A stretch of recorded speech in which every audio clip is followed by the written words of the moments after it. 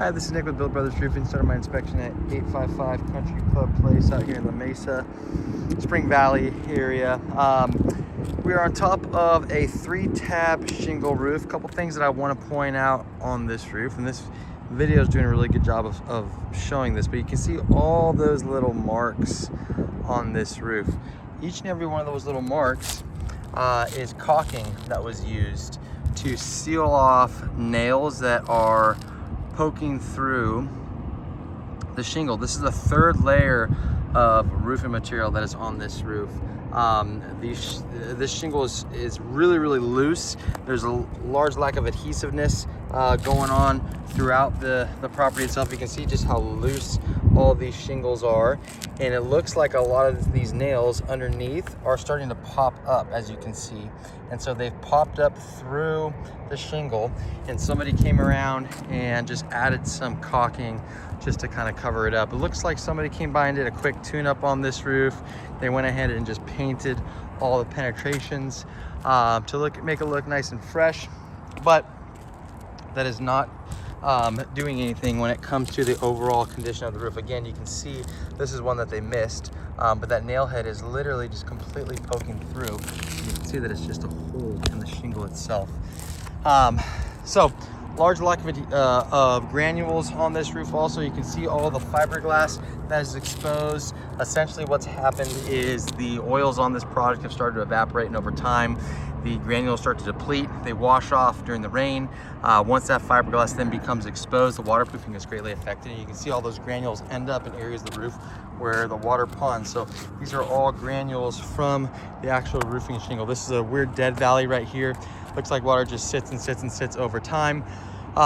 When you have areas like this on a roof with material that is aged, it is a recipe for a leak. So what I would like to see done is to have this section redone with TPO.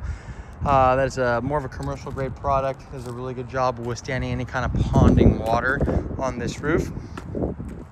It also is going to reflect some heat sunlight from that area. That's a pretty small spot, but you can see just throughout the roof is littered with these little areas where they went ahead and tried to just seal off some of these nail heads that have been poking through the shingle. And I easily just found one without even really looking, so I'm sure that there are more to be concerned with. So based off of this product, the product that is on this roof, the fact that it's the third layer that's on this roof, the fact that we have nail heads that are protruding through the top layer of 3-tab shingle, and just the overall quality of the shingle itself, I am going to recommend replacing this roof. Yeah, there's just not a whole lot of life that I can say that this roof has left in it with the amount of exposed nail heads that are going on throughout. You can see just how damaged all these shingles are. This stuff is literally just starting to fall apart right now. Again, you can see what's happening, and there's that nail head right there starting to get rusted through.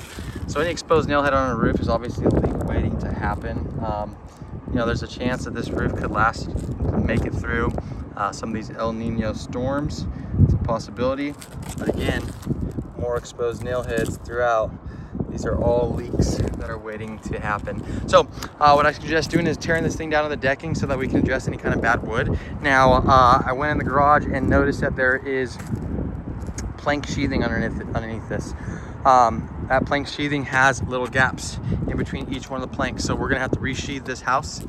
We'll go ahead and resheathe this house with plywood decking. We'll go ahead and add a layer of synthetic underlayment. It comes with a 50-year warranty from Owens Corning, since we're an Owens Corning preferred contractor.